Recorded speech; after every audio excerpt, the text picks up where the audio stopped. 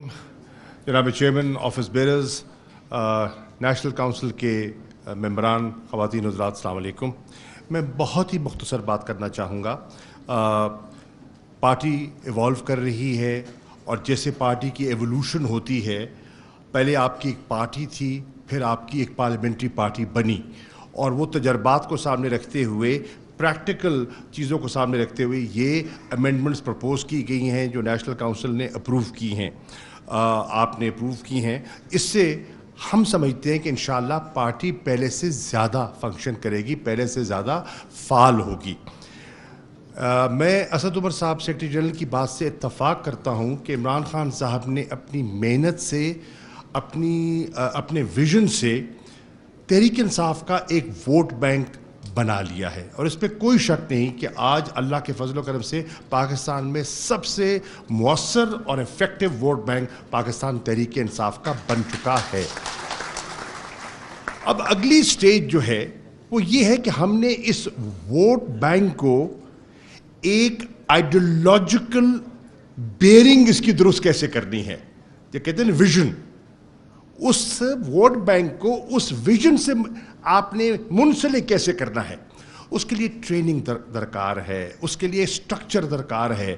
इमरान खान साहब हमेशा कहते रहे हैं कि मेरी ख्वाहिश है कि पार्टी नहीं, एक इंस्टीट्यूशन बने, और इंस्टीट्यूशन बनाने के लिए ये जो इक़दामात आपके सामने रखे गए हैं ये लवाज़मात लाजिम हैं, लाजमी है।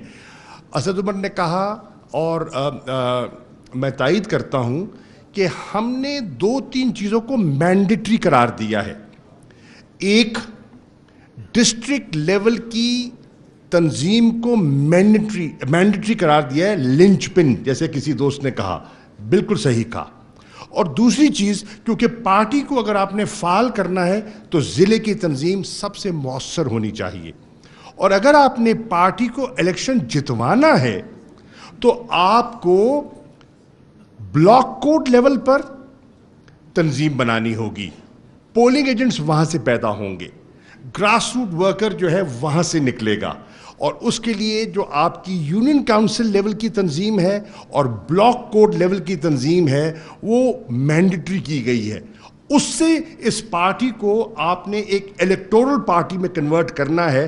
जब आपके पास नंबर्स होंगे तो आप गवर्नमेंट बनाएंगे इंशाअल्लाह। मैं समझता हूं कि ये जो तब्दीलियां की गई हैं इमरान खान साहब की क़यादत में, आप लोगों की मेहनत से तहरीक इंसाफ एक नए फेज़ में इंशाअल्लाह 2022-23 में दाखिल होने वाली है। शुक्रिया।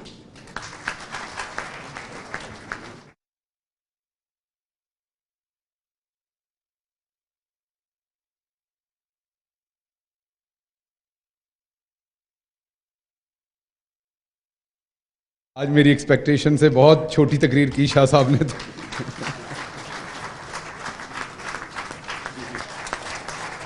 Thank you.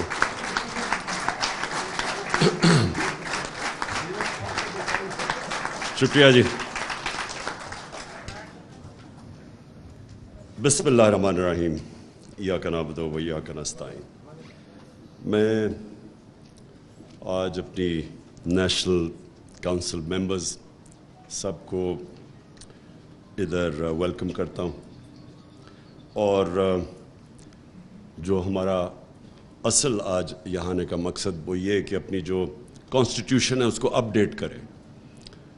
जो कामयाबी का किसी भी ऑर्गेनाइजेशन, इंसान और किसी भी मुल्क की कामयाबी का जो राज है वो ये है कि वो कॉन्स्टेंटली अडेप्ट करें, अपनी गलतियों से सीखें और फिर चेंज करें अपने आप को। जो कॉन्स्टिट्यूशन है वो भी एक ऐसी है कि वो हमने बड़ी आइडियलिज्म में आज से 26 साल पहले कॉन्स्टिट्यूशन बनाई थी, फिर अपने तजर्बे से हम रियलाइज़ करते गए कि कई चीज़ें प्रैक्टिकल नहीं हैं उसके अंदर, और कई हम बहुत ही आइडियलिस्टिक थे, और फिर मुल्क की भी चीज़ें देखते देखते हमने चेंज भी किया और अडेप्ट भी किया। लेकिन एक नतीजे पे हम आ गए, और मैं ख़ास तौर पर क्योंकि मैंने तो सारी पार्टी की एवोल्यूशन देखी है। मुझे तो वो दिन याद हैं जब हमारी सेंट्रल एग्जीक्यूटिव की मीटिंग जब होती थी तो मुश्किल से हमारे 25 लोग मीटिंग में होते थे सेंट्रल एग्जीक्यूटिव की, और वो फिर हम जब तस्वीर लेना चाहते थे ना, वो मीडिया के लिए तस्वीर देना चाहते थे, تو ہمیں پھر وہ ملازم کو بھی وہاں بٹھانا پڑتا تھا تاکہ وہ لگے کہ پارٹی میں زیادہ لوگ ہیں. اور مجھے اپنی عورتوں کی تنظیم بھی بڑی اچھی طرح یاد ہے. جب ہم عورتوں کی میٹنگ کرتے تھے تو وہ بھی پھر اپنے گھر کی ملازمہ بھی لے کے آیا کرتی تھی تاکہ وہ ذرا نمبر لگیں کہ ہماری کوئی عورتوں کی بھی تنظیم ہے. تو وہ ایک ایسی پارٹی کی ایولیوشن اس کی ہوئی جو کسی اور پاکستان کی تاریخ میں پولیٹیکل پارٹی کی ایسی ایولیوشن نہیں ہوئی. ایک ہی پارٹی تھی پیپلز پارٹی جو کہ ہمارے سامنے 4 سال میں ایک دم اقتدار میں آ گئی, لیکن وہ اس پروسیس سے نہیں گزری جس پروسیس سے ہم گزرے. اور وہ جو 2 مین پارٹیز تھی, 2 پارٹی سسٹم, وہ ہمارے سامنے دونوں پارٹیز سکڑتی گئی ہیں. جو کہ فیڈرل پارٹیز تھی وہ چھوٹی ہوتی ہوتی اب رہ گئی ہیں پروونسز بھی, اس کے بھی ایک سینٹرل پنجاب میں رہ گئی ہے, انٹیریئر سندھ کی پارٹی رہ گئی ہے. تو ہمیں ان سے بھی سیکھنا چاہیے کہ کیا وجہ ہے. ایک انسان اپنی غلطیوں سے سیکھتا ہے, ایک دوسروں کی غلطیوں سے سیکھتا ہے. تو ہم نے جو سب سے چیز ریئلائز کی کہ پارٹی کبھی گرو کر ہی نہیں سکتی اگر وہ ادارہ نہیں بنتی اور اس میں میرٹ نہیں ہوتا. اور میرٹ تب آتا ہے جب پارٹی کے اندر الیکشنز ہوتے ہیں. اور ہمارا انفارچونیٹلی ہم نے بڑے ایمبیشس الیکشنز کروائے تھے. ایک بہت بڑا الیکشن کروایا 11 مہینے کا, اور اس کے اندر بڑی ہمیں مشکلات کے سامنا کرنا پڑا کیونکہ پاکستان میں کوئی پریسیڈنس ہی نہیں ہے الیکشنز کا پارٹی کے اندر. تو ہم نے اپنی طرف سے ایک پورا سسٹم ڈیولپ کرنے کی کوشش کی جو پوری طرح کامیاب نہیں ہوا. پھر ہم نے دوسری دفعہ ٹیکنالوجی کا استعمال کیا, وہ بھی انفارچونیٹلی وہ سسٹم ایسا تھا کہ پریکٹیکل جب اینڈ میں ہم نے اس کو ٹیسٹ کیا تو وہ ٹیکنالوجی وہ کامیاب نہیں ہوا. تو پارٹی کے الیکشنز کی سب سے امپورٹنٹ چیز یہ ہوتی ہے کہ جو الیکشن ہو وہ فری اینڈ فیئر ہو, لوگ سمجھیں اس کو پروسیس میں بلیو کریں. اگر آپ کا الیکٹرل پروسیس ٹھیک نہیں ہے تو بجائے وہ پارٹی کو مضبوط کرنے کی وہ کمزور کر دیتا ہے. آپس میں لڑائیاں ہو جاتی ہیں جب ایک بلیو ہی نہیں کرتے لوگ کہ یہ پروسیس ٹھیک ہوا, تو پھر اندر آپس میں پارٹی کے اندر ڈویژنز پیدا ہو جاتی ہیں, تو وہ بجائے پارٹی کو مضبوط کرنے کے کمزور کر دیتی ہے. جس طرح کرکٹ کی دنیا میں جب نیوٹرل امپائرز آئے, نیوٹرل امپائر سے پہلے بھی ایک کرکٹ کی 150 سالہ تاریخ تھی, اور نیوٹرل امپائرز کے بعد بھی جو کرکٹ دیکھتے ہیں انہوں نے ایک اس کا وہ جو فیز دیکھا ہے. نیوٹرل امپائرز آنے سے پہلے اپنے اپنے امپائرز ہوتے تھے, اور زیادہ تر کرکٹ گراؤنڈوں کے اوپر لڑائیاں ہوتی تھیں. جو ہارتا تھا وہ کہتا تھا امپائرز کی وجہ سے ہار گیا, اور بڑی بدمزگی ہوتی تھی. جب سے نیوٹرل امپائرز آئے, اور اس میں ہم پائنیئرز تھے, سب سے پہلے پاکستان نے اس کو چیمپئن کیا, اور ہم نے 1986 میں پہلی دفعہ دنیا میں نیوٹرل امپائرز کھڑے کیے. اور اس سے کیا ہوا کہ آج آپ کرکٹ کی دنیا میں دیکھیں کہ سارے جو ہارتا ہے وہ ہار ایکسیپٹ کر جاتا ہے, امپائرز کے اوپر نہیں ڈالتا, بالکل چینج آ گیا. تو اسی طرح ہمارا بھی پرابلم یہ ہے کہ ہمارا پاکستان کے الیکشنز جو ہوتے ہیں, کوئی بھی الیکشنز کے اندر سوائے 1970 کے جو بہت اچھا الیکشن ہوا تھا, اس کے علاوہ کوئی بھی الیکشن ایسا نہیں کہ جو ہارتا ہے وہ مانے کہ جی میں صاف اور شفاف الیکشنز کی وجہ سے ہارا ہوں.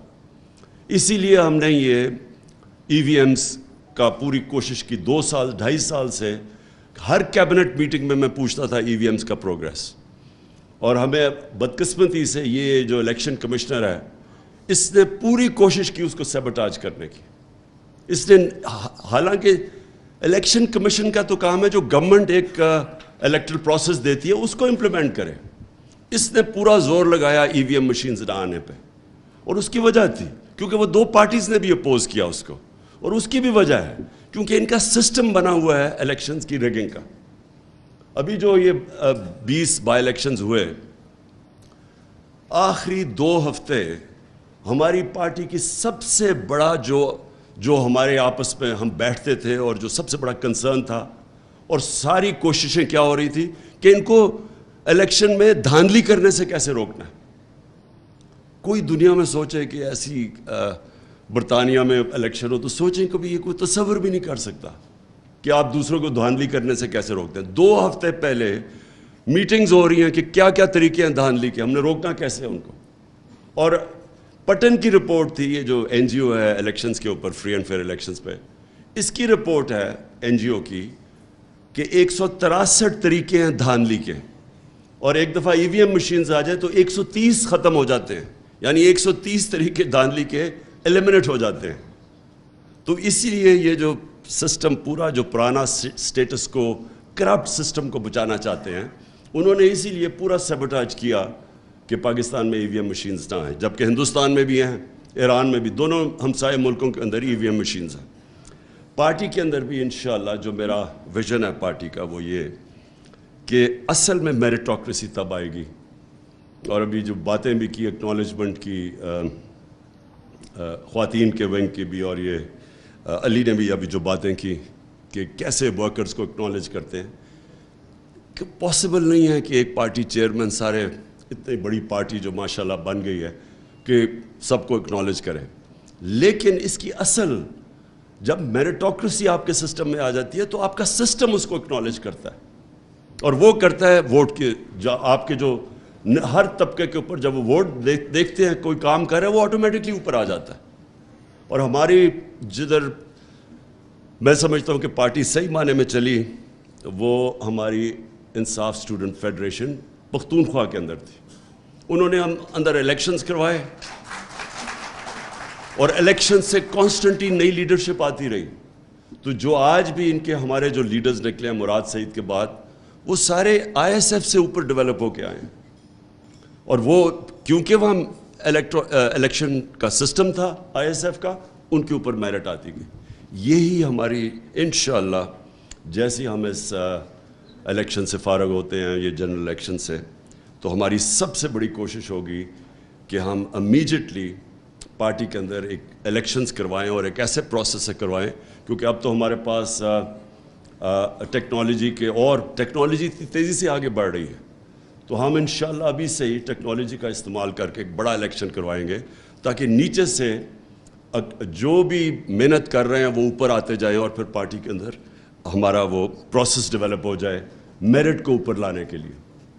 جو یہ دو پارٹیز ہمارے سامنے ختم ہوئی ہیں, ان کی سب سے بڑی وجہ یہ ہے کہ ان کے اندر کوئی میرٹ نہیں, فیملی پارٹیز ہیں.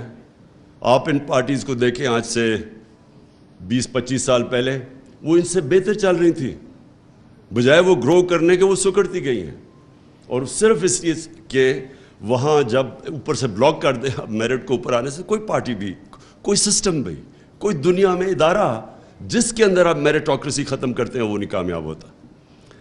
میرا جو سیکنڈ پوائنٹ ہے وہ یہ کہ ہم نے پارٹی کی آئیڈیالوجی, جس طرح ہمارا یہ تنظیمیں بنتی ہیں, اور جو ہماری اب جو ہم پلان کر رہے ہیں, ہم نے جو یہ چینجز بھی لے کے آئے ہیں, یہ بالکل ٹھیک کہا آپ نے شاہ صاحب کہ لنک نہیں ہے ہمارا, جو ونگز ہیں وہ پیرلل فنکشن شروع ہو گئے کرنا, اور ان کا لنک نہیں ہے جو ڈسٹرکٹ, جو ایک بیس ہے پالیٹکس کا, جو بیس ہے پاکستان میں الیکشن پروسیس کا, وہ ہے ڈسٹرکٹ. تو ڈسٹرکٹ کے اندر جو تنظیمیں ہیں وہ پیرل چلنی شروع ہو گئیں. عورتوں کا کوئی پتہ نہیں ڈسٹرکٹ کو کہ عورتوں کی تنظیموں میں کیا ہو رہا ہے, کئی ڈسٹرکٹس میں ہوتا بھی ہے, آٹومیٹکلی کوئی خود ہی آپس میں کوارڈینیشن کر لیتے ہیں, لیکن پلاننگ سے نہ ہمارا یوتھ کا کوارڈینیشن ہے زیادہ تر ڈسٹرکٹس میں, نہ وہ ڈسٹرکٹ کہ جو پریزیڈنٹ بنتا ہے اسے پتہ ہے یوتھ میں کیا ہو رہا ہے, نہ اسے پتہ کہ عورتوں کی تنظیمیں, یہ وائٹل ہیں دونوں تنظیمیں, اور بھی وکیلوں کی تنظیم.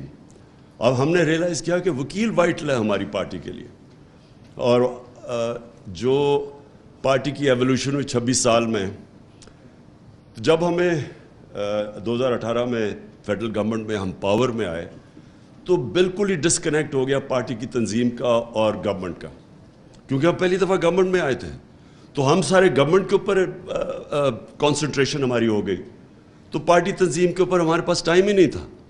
تو بالکل ایک فاصلہ بڑھ گیا, اور اس میں خاص طور پہ جو نقصان ہوا وہ آئی ایل ایف کو ہوا, جو ہماری لائرز فورم تھا, ان کا ڈسکنیکٹ ہو گیا ہماری لا منسٹری سے, وہ علیحدہ ہو گیا. اس سے بڑا نقصان ہوا ہمیں, ہماری تنظیموں کو نقصان ہوا, اور جو ہمیں ضرورت تھی وکلا کی اس کو نقصان ہوا. سو آج ہمارا مین یہ ہے کہ ہم نے اب اس سب کو کوآرڈینیٹ کرنا ہے, اس ایفرٹ کو, اور ہم نے یہ جو ایک طرح مثلا عورتوں کی, یوتھ کی, ISF کی, ان کی گروتھ بھی نہ روکیں, کیونکہ ایک ورٹیکل ان کا اوپر تک ہونا چاہیے سسٹم, وہ اکنالج کرے کہ کون سی عورتیں پرفارم کریں گے, لیکن ساتھ ساتھ ان کی کوآرڈینیشن بھی ڈسٹرکٹ لیول پہ ہو. تو یہ ہم نے اب آج فیصلہ کیا کہ یہ دونوں چیزیں ساتھ ساتھ چلیں. اچھا, جو نظریہ پارٹی کا, یہ بڑا امپورٹنٹ ہے. میں نے ریئلائز کیا یہ 4 مہینوں میں, یہ 3.5 مہینہ میں, کہ ہماری اپنے پارٹی کے لوگ, ہمارے عہدیدار, میں نے ریئلائز کیا ان کو بھی پوری طرح ہمارے, جو میں نظریہ لے کے 26 سال پہلے نکلا تھا, میں نے ریئلائز کیا ان کو بھی نہیں سمجھ اس کی. ہم کنفیوز کر جاتے ہیں کہ ہمارا پولیٹکس میں آنے کا مقصد کیا ہے, اسے کنفیوز کر دیتے ہیں, جو کہ پاکستان میں پاور پولیٹکس ہے. پلیز یہ ریئلائز کریں, 2 مختلف چیزیں ہیں. پاکستان اگر آج مشکل میں پڑا ہوا ہے تو اس کی بہت بڑی وجہ ہماری پاور پولیٹکس ہے. پاور پولیٹکس کا مطلب کہ کوئی نظریہ نہیں ہے اس میں, وہ صرف ہوتا ہے پاور میں آنے کے لیے کیا کرو. یہ 2 پارٹیز آپ کے سامنے ایک گولڈن مثال ہے, ایگزامپل ہے کہ کیسے ان کے اندر ٹوٹل اپرچونزم ہے. پاور کے لیے کوئی نظریہ نہیں ہے ان کا.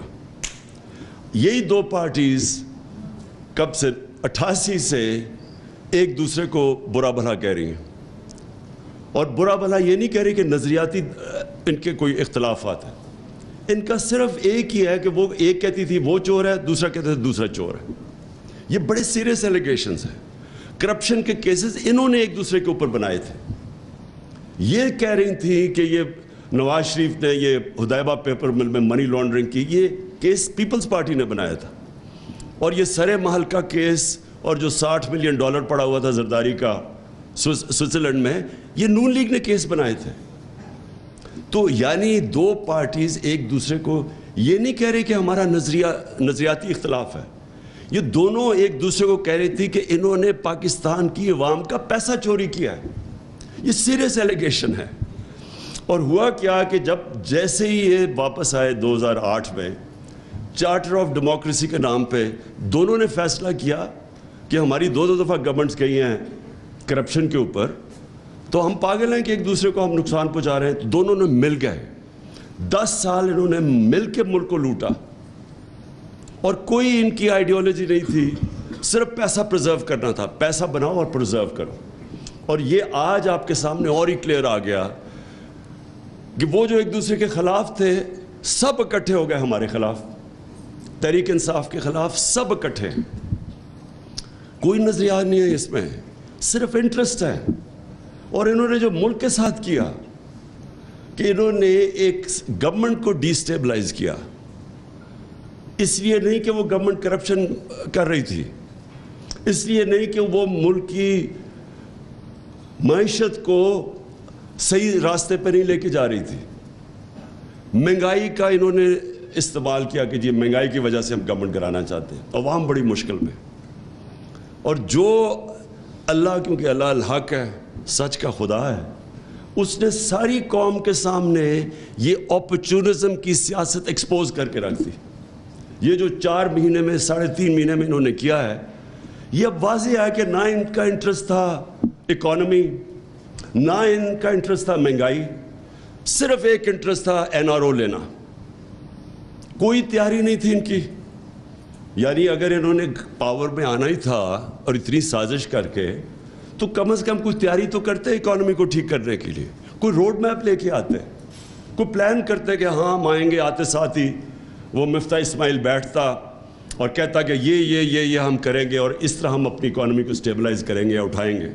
کوئی پلان نہیں تھا. پلان صرف ایک تھا, اسمبلی میں انہوں نے کیسے امینڈمنٹ پاس کر کے تو نیب کے قانون کو امینڈ کرنا تھا, اور 1100 ارب روپیہ. یہ امیجن کریں کہ قوم ان 3.5 مہینے میں مہنگائی میں ڈوب گئی ہے, اکانومی بالکل ڈیفالٹ کی طرف جا رہی ہے, ان کی اچیومنٹ ایک ہے کہ 1100 ارب روپیہ ان کی کرپشن کا انہوں نے امینڈمنٹ پاس کر کے اس کو معاف کروانے کی کوشش کی، یعنی دوسرا NRO لینے کی کوشش کی. میں صرف سب کے سامنے ذرا یہ ان کی جو اچیومنٹس ہیں میں وہ بتانا چاہتا ہوں. NRO صرف ایک اچیومنٹ ہے، باقی یہ ذرا دیکھ لیں. جب نو کانفیڈنس موشن انہوں نے ٹیبل کیا تو پاکستان کی ایکسچینج ریٹ تھی 178 روپے. آج اوپن مارکیٹ پہ 250 روپے پہ پہنچ گئی. انٹرسٹ ریٹ، یہ بڑا امپورٹنٹ ہے انٹرسٹ ریٹ، کیونکہ بزنس ایکٹیویٹی چلتی، جتنا آپ انٹرسٹ بڑھاتے جائے بزنس ایکٹیویٹی کم ہو جاتی ہے، لوگوں کے پاس پیسہ نہیں ہوتا انویسٹ کرنے میں. 11% تھا مارچ میں، آج ہے 15.5%. جو ہماری ٹیکس کلیکشن تھی، ریکارڈ ٹیکس کلیکشن ہوئی پاکستان کی تاریخ میں. ہماری جو ٹیکس کلیکشن کی گروتھ ریٹ تھی مارچ میں وہ 32% تھی. اب جولائی کے اندر وہ آ گئی ہے 10% پہ گروتھ، یعنی کہ جو پیسہ اب اکٹھا ہو رہا ہے وہ گورنمنٹ کے پاس کم ہوتا جا رہا ہے. ہماری جو ایکسپورٹس ہیں اور ہماری جو ریمیٹنسز ہیں، دونوں کی ٹرینڈ نیچے آنا شروع ہو گئی ہے. یعنی کہ جو ڈالرز، اصل کرائسس کیا ہے، ملک میں ڈالرز کی کمی ہو گئی. تو جو چیزیں ہماری دور میں ریکارڈ ڈالرز آ رہے تھے پاکستان میں، ریمیٹنسز ریکارڈ پہ تھی، ایکسپورٹس ریکارڈ پہ تھی، وہ دونوں کے اندر کمی آنی شروع ہو گئی ہے. یہ سب سے خطرناک چیز اس لیے ہے کہ یہ ہمیں لے کے جا رہی ہے اب ڈیفالٹ کی طرف. اس کے بعد جو ان کی وجہ سے ڈالرز، اصل بیرونی جو خسارہ ہے وہ سب سے زیادہ تنگ کرتا ہے ہمیں. مارچ کے اندر جو بیرونی خسارہ تھا وہ $500 ملین تھا، آج 2.6 ارب ڈالر پہ پہنچ گیا بیرونی خسارہ.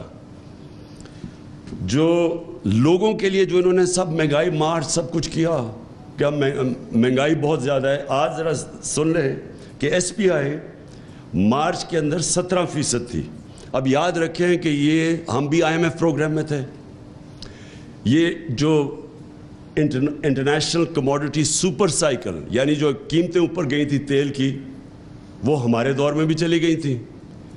اس کے باوجود ہمارا جو SPI انفلیشن تھی، جو مہنگائی تھی، وہ 17% تھی، آج 38% ہے، 38%. اور جو گروتھ، جو یہ بھی خطرناک ہے، جو ہم نے ان دونوں حکومتوں سے کرونا کے باوجود سب سے زیادہ نوکریاں ہمارے دور میں دی گئی تھیں. امپلائمنٹ ہمارے دور میں سب سے زیادہ تھی، بلکہ فگرز آئی تھی ورلڈ بینک کی کہ بر صغیر کے اندر جس ملک میں سب سے کم بے روزگاری تھی وہ پاکستان تھا. اب گروتھ ریٹ جو ہمارے آخری سال میں 6% تھی، اب وہ پہنچ گئی، اب وہ پروجیکٹ ہو رہے 2.3% پہ. اس کا مطلب اکانومی کانٹریکٹ کرے گی، اس کا مطلب ٹیکس کلیکشن کم، اس کا مطلب بے تھے